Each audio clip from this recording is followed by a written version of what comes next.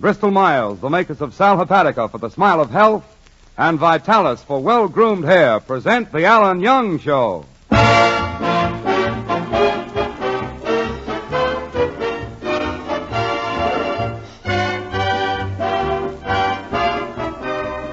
Ladies and gentlemen, this is Ken Delmar, speaking on behalf of those two old friends, Sal Hepatica and Vitalis, and welcoming you to the Alan Young Show, featuring our singing star Diane Courtney, the music of Peter Van Steeden, and our special guest tonight, Fred Waring, and starring Alan Young.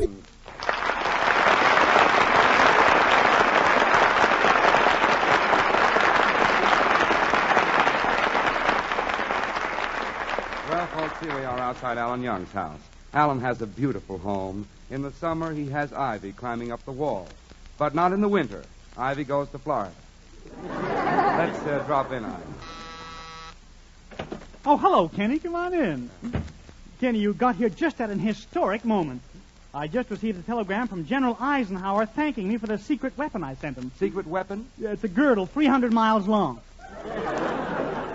Well, Alan, what did General Eisenhower do with a girdle 300 miles long? He put it in the Belgian bulge.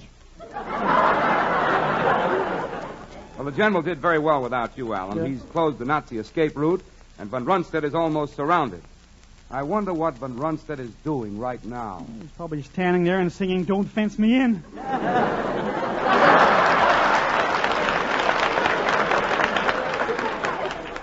Well, General Montgomery, What's that, kid? General Montgomery isn't doing badly either. Oh, sure, Montgomery is doing fine, but I wonder how he still finds time to take care of Ward. I nearly took care of that.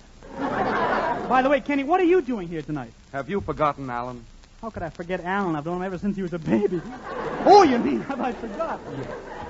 Alan, tonight is the night we're having the meeting of the Alumni Association Senior Prom Committee of the Ladislaus T. Fink High School. Don't you remember?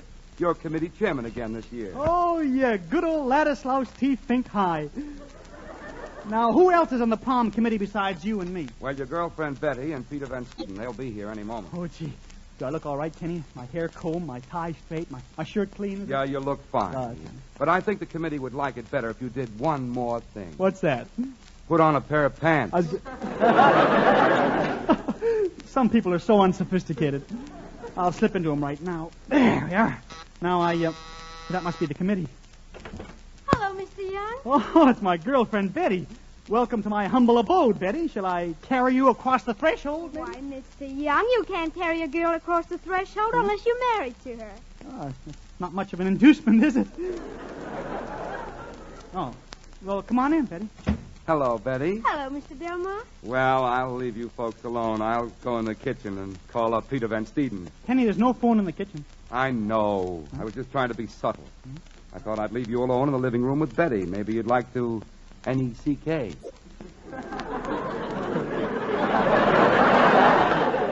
I'll see you later. Betty, would you like to N-E-C-K?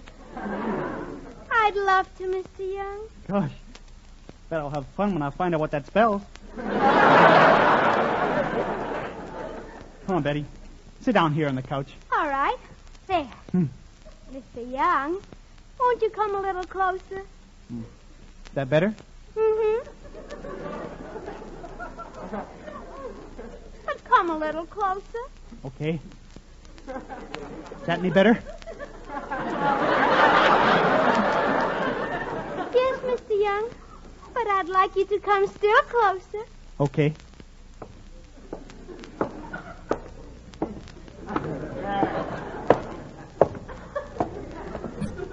There. Is that close enough? Well, Betty, we're ready to plan another senior prom. Remember our senior prom? We were just two fresh kids graduating from high school. Yes. After 4 long years. Yeah, after 10 long years.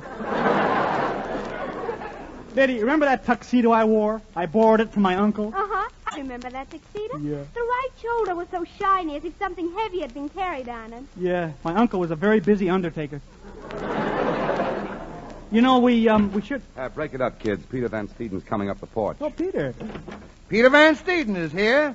The negotiations may commence post-haste under my expert supervision and tutelage. Peter, where did you learn such big words? Why, everybody says I'm a walking encyclopedia. Well, wouldn't you like to sit down and rest your index? Come on in, Peter. Well, let's start the committee meeting. As alumni, it's our job to give the high school seniors the best prom possible. And about the dance music, Peter, last year you brought your band of 18 musicians. How much did it cost? $25. Yeah. Okay, you're hired again. Oh, not so fast. This year the price is $100. Why should I pay you $100 for a band that I paid $25 for last year?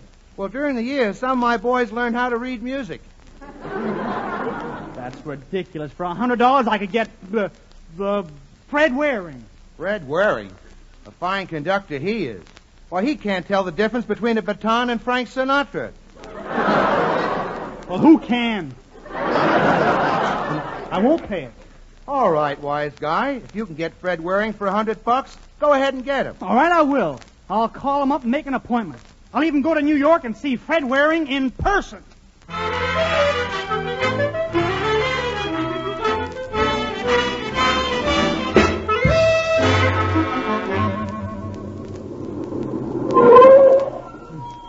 Here's the railroad station, Alan. Oh, thanks for the lift, Kenny. The New York train should be along in a minute. I'll see Fred Waring and call you the minute I make a deal with him. Well, I don't think you're going to have much luck. Don't worry, I'll get him.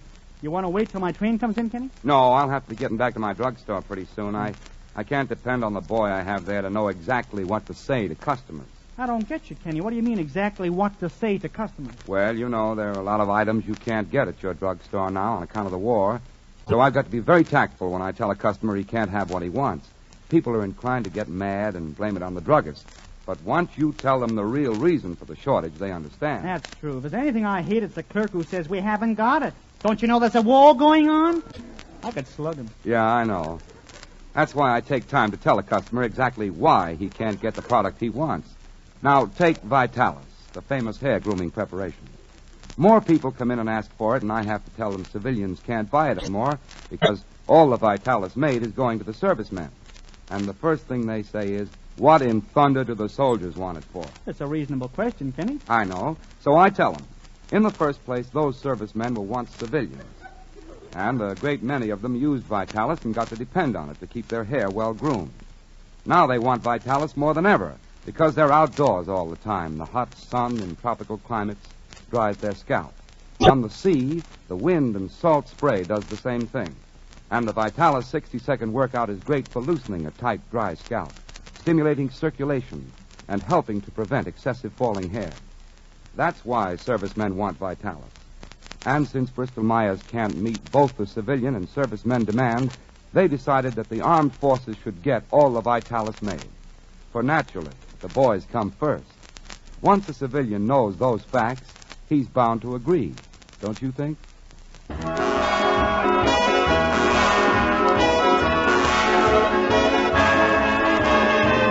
And here is our glamorous singing star, Diane Courtney, to sing Strange Music.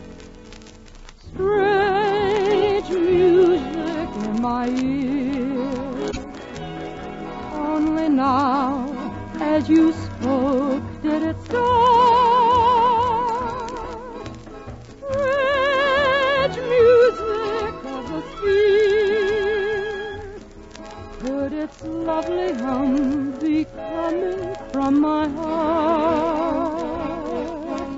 You appear, and I hear songs sublime, song that I'm incapable of.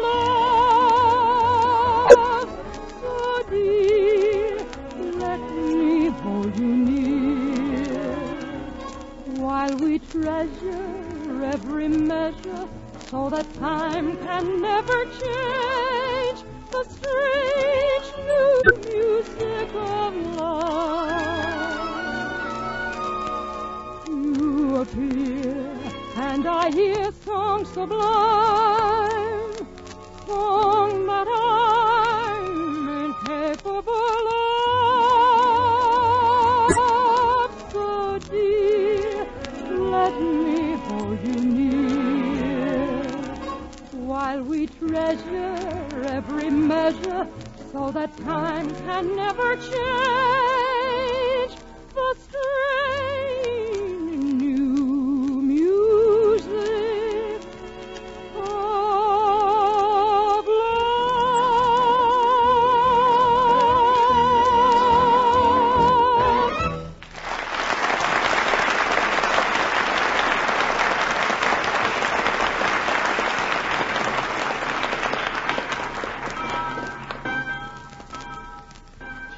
Railroad station is cold. New York train should be in any moment. I'll show Van Steeden whether or not I can get Fred Waring for the senior prom. That guy thinks he's a... Oh, what's that on the wall? Peanut vending machine full of salted peanuts. Nobody's around the station.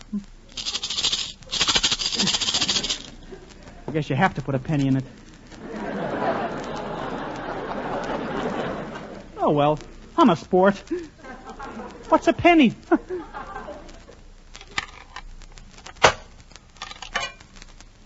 One peanut for a penny. That's carrying inflation too far. Should I risk another one? What the heck? I get my allowance tomorrow.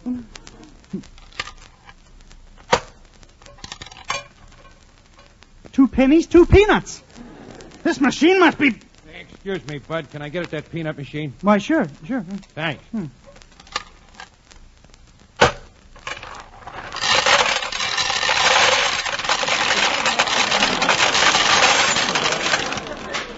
Okay, thanks. You're welcome. Guess I just don't live right, that's all. If that train doesn't hurry and get... Papers! Get your morning news and Travis here. Paper, mister? Oh, hiya, Mr. Young. Why, it's little David Dittenpfeffer. Hello, David. Paper! Get your morning paper here. What are you doing around the railroad station, David? You, selling newspapers? No. I just landed from a submarine. I'm going to blow up the train, nosy. That's fine, David boy. Always keep busy, you bet. You. I'm glad to see that you're a newsboy. Some of our biggest men started out by selling newspapers in railroad stations. Now they're on Wall Street. Do they sell more papers there? David boy, you're as sharp as a tack. And I'd like to put you on a chair and let somebody sit on you. But the reason I have... Achoo! Bless you. Thanks. David, haven't you got a handkerchief? Sure, but I ain't allowed to lend it.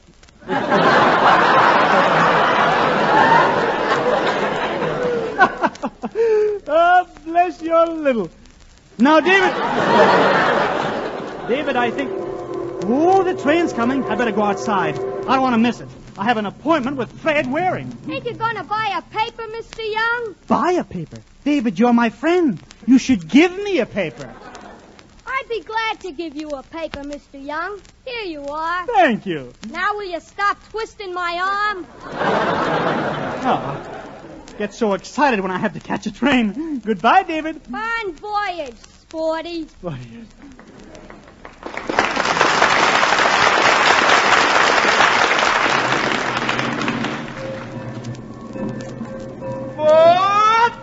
New York Express?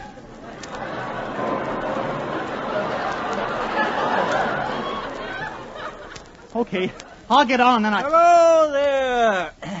Well, it's my next-door neighbor. Glad to see you. I haven't got time to talk. I got to get on this train. Got up early today, son. Yeah, that's fine. I have to get on the train. Always get up early. Yeah.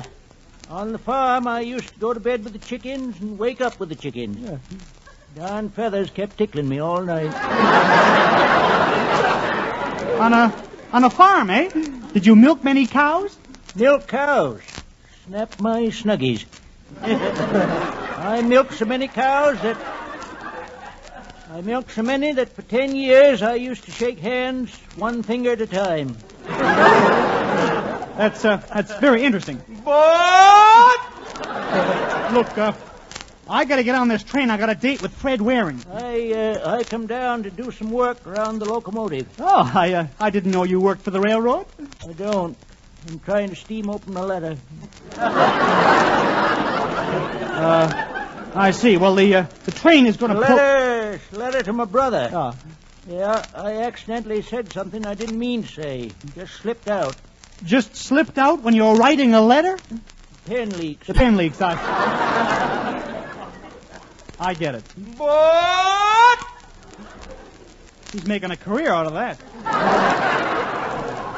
Look, my train is leaving for New York, and Hey, that's a coincidence. My brother lives in Chicago. Your brother lives in Chicago. I'm going to New York. He don't care.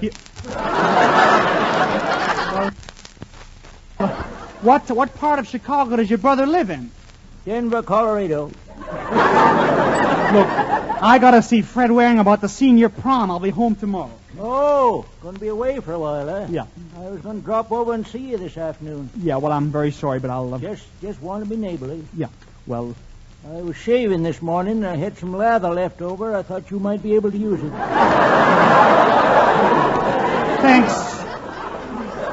Thanks very much, but I use an electric razor. Now, I've got to... What?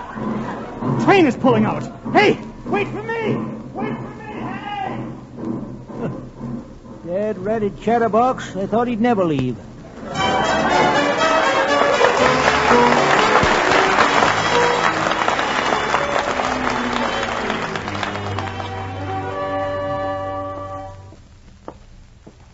Let's see. Well, this must be Fred Waring's office. His name is on the door. Fred Waring. Orchestras available for weddings, parades, cocktail parties, and basketball games. Oh, I'll go in. Pardon me, is this Fred Waring's office? This is the office. Please look it over. This is the office. It's fine.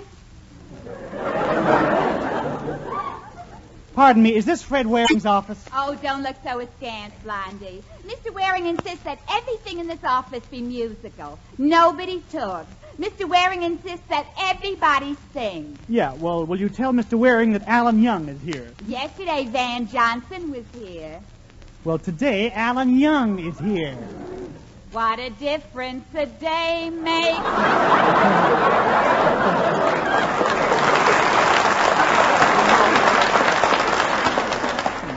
Look, please tell Mr. Waring that Alan Young is here. Oh, he's very busy now. He's preparing his next week's radio broadcast. You know, he's just moved his show to a new time. Thursday, 10 o'clock Eastern Wartime on the Blue Network. But I'll ask him if he could see you. Now, in the last number, I want more pizzicato. What do you think I got two fiddles for? Modulate the harmonic interpolations. Segue to a tonic arpeggio with a diminishing counterpoint. But I want to hear those two fiddles above the fortissimo brass and percussion. Gee, listen to that awful language. Mr. Waring. That's my name.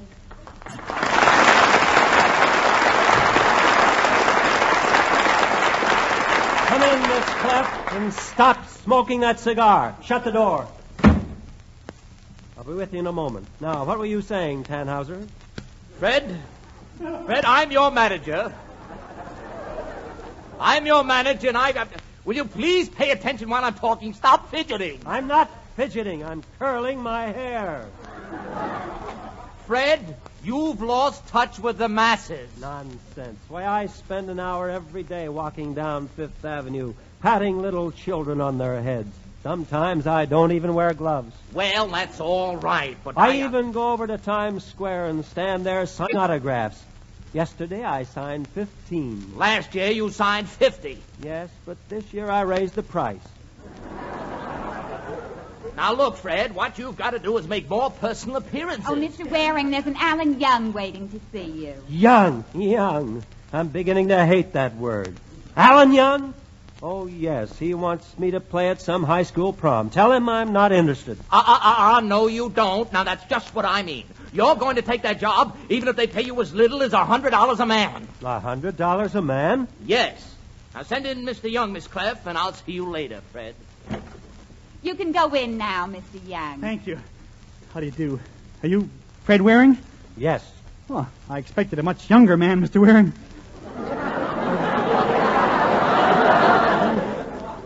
I want to tell you, I've listened to you on the air, and I think you're one of the finest musicians in the country. I know. Yeah, well, I wanted to ask you something, Mr. Waring. Please be brief. I'm always short and to the point. You're short, but I wouldn't say you came to a point. Oh, yes. Well, I'm head of the Alumni Association Senior Prom Committee of the Ladislaus T. Fink High School. Could anything be lower? Yeah, well, we'd like to have your entire organization of Pennsylvanians play for our senior prom. Well, as you know, my organization consists of 69 Pennsylvanians. A telegram from Philadelphia Draft Board. $68. Now, how much are you prepared to pay? $100. $100. That's the least my agent told me to take. It's a deal. Fine. The dance is next Saturday night in the high school gymnasium. Okay, it's a deal, but on one condition. What's that, Mr. Waring? In my dressing room, there must be an electric outlet for my curling iron. I'll arrange it, yes. Thank you, Mr. Waring. Thank you very much. I'll be seeing you. Goodbye. Young, you forgot something. I did, Mr. Waring? You What? may get up off your knees now. Oh, thank you.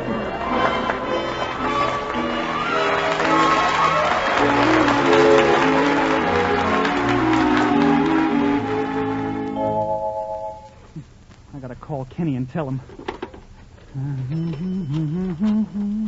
Laugh at me, will they? Didn't think I could get Fred Waring for $100. Hello? Oh, Kenny, this is Alan. Whom?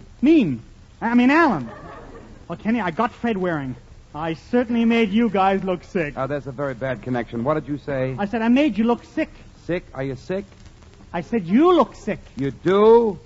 Oh, gee, Alan, you can't get sick now. Kenny, you give me a headache. I said it. Sick and headachy. Oh. Well, goodness, Alan, you know what to do. Get yourself a glass of Sal Hepatica. You should know that whenever you feel sick and headachy due to the need of a laxative, Sal Hepatica is just the thing to take to help you feel better, faster, particularly when you wake up in the morning with that feeling. For a glassful of sparkling Sal Hepatica taken then brings quick, gentle relief, usually within an hour. That means you can get rid of that feeling right away. You don't have to risk being miserable all day, waiting until night to take a laxative. And besides quick, gentle relief, Sal Hepatica gives you another advantage. This famous saline helps sweeten an upset stomach by helping to reduce excess gastric acidity. So always keep Sal Hepatica handy and take it when you need it, morning, noon, or night. Remembering this caution, use only as directed. Then see how much faster you feel better, thanks to gentle, speedy Sal Hepatica.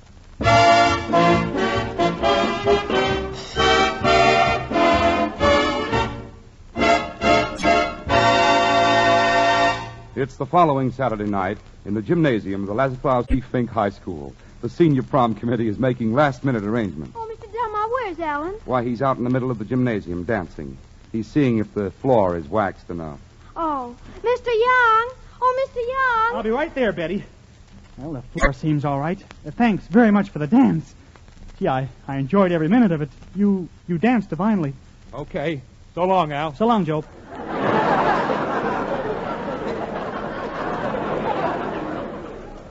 Betty, did you want me? Yes, where's Mr. Waring? He's rehearsing his choir. Gee, Mr. Waring certainly has a wonderful organization. Yeah.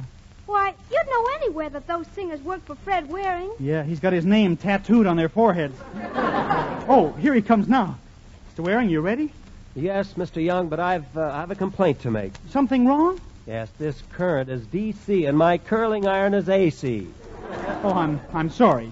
Hi, Alan. Is the clam bake proceeding satisfactorily? Oh, Peter, I didn't expect you, but I'm glad you're here. Peter, I want you to meet Fred Waring. Glad to meet you, Mr. Herring. Waring. Fred, this is Peter Van Steeden here. I'm a leader, too. Oh, really? Of what scout troop? Now, look, I have to open the doors. The seniors are waiting. Mr. Young, there's one thing you should know. Yeah? My musicians work in war plants.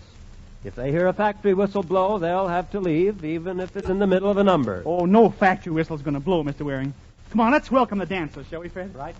If the factory whistle blows, the musicians will have to leave. This is too easy. Oh, blow, factory whistle, blow. Mr. Waring, the dance is about to begin. May I please have a fanfare, if you don't mind?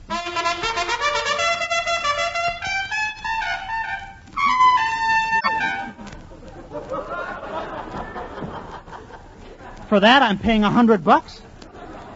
Members of the senior class of the Ladislaus T. Fink High School, it's time for our prom to begin. All right, come on, children. Let's dance.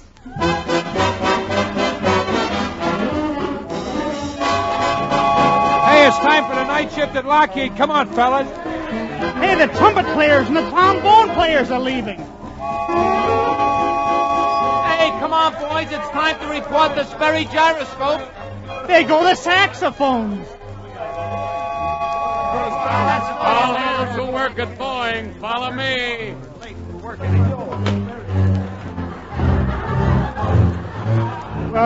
Mr. Waring, what's the matter with a bass violin player? He can't get a job. He lost his birth certificate. Well, stop it! Stop it! I told you the boys worked in war plants and they'd leave if they heard factory whistles. But there aren't any factories around here. I don't understand it. Say, Alan, if you need an orchestra, my boys are waiting outside. Now I understand it. Peter Van Steeden, you did this. Look, Mr. Young, this is no concern of mine. I fulfilled my part of the bargain. Where's my money? I'd like to get paid. Well, certainly, Mr. Waring. I'm very sorry. Here you are. $100. Fine. Now, where's the other $6,700? $6,700? But you agreed to do it for $100. $100 per man. 68 Pennsylvanians at $6,800. Cigarette? No? Look, you made the deal. You're responsible. I'll sue you for the money, Alan Young. I'll sue you. Well, please, keep it on. Mr. Waring, I think I can settle this. You're on the radio? Every Thursday night on the Blue Network, 10 o'clock, Eastern War Time. Well, who is your sponsor? The Owens, Illinois Glass Company. Yo, Mr. Waring, it stands to reason that if your sponsor sells more glass, you'll get more money, right? Right? If he does sell more glass, I will get more money. Mr. Waring, I'll pay you off the $6,800 I owe you right now. How now? Like this now. See that window? $10. See that window? $20. That window? $30. $45. $60.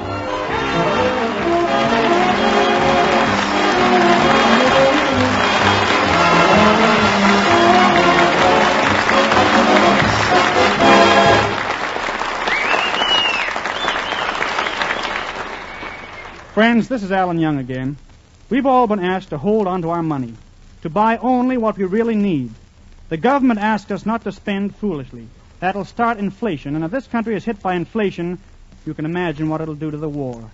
It's up to every one of us to hold those prices down. So let's all buy only what we really need, pay no more than ceiling prices when we buy, and save as much as we can through war bonds. Do that, and you'll be doing a really important job for the war and for the peace to come. Now, friends, I'd like to thank Fred Waring for being here. I hope you'll listen to his fine program over the Blue Network every Thursday night at 10 o'clock Eastern War Time. And now, on behalf of Diane, Ken, Peter, and myself, in fact, all of us, we want to thank you for being with us tonight. Don't forget the two products that make our Tuesdays together possible: Sal Hepatica for the smile of health and Vitalis for well-groomed hair. Sal Hepatica, Vitalis. Good night.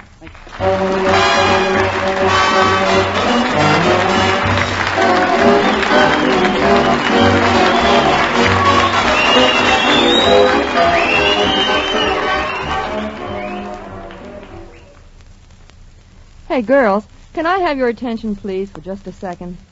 This is Diane Courtney. I just thought I'd put a bug in your ear about taking care of your hands, 'cause I know only too well what an awful beating a girl's hands take these cold days, particularly when you've got a lot of soap and water jobs to do. So here's my tip. Get the hand lotion that helps protect your hands even when they're in hot, soapy water. Get Trouchet, the beforehand lotion. Smooth a little Trouchet on before you get to work, so Trouchet's beforehand protection will help guard your hands from the rough, drying effects of that hot, soapy water. You'll love Trouchet. It's smooth and creamy and fragrant, and above all, it does help keep your hands softer and lovelier. It's Trushay. Trouchet. It's wonderful.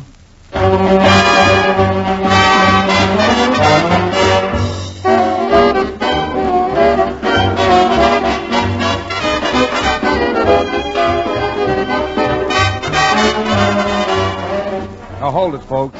Stay tuned to this station, for here comes the Gracie Fields Show, starring Gracie Fields with that funny man, Fred Brady, immediately following station identification.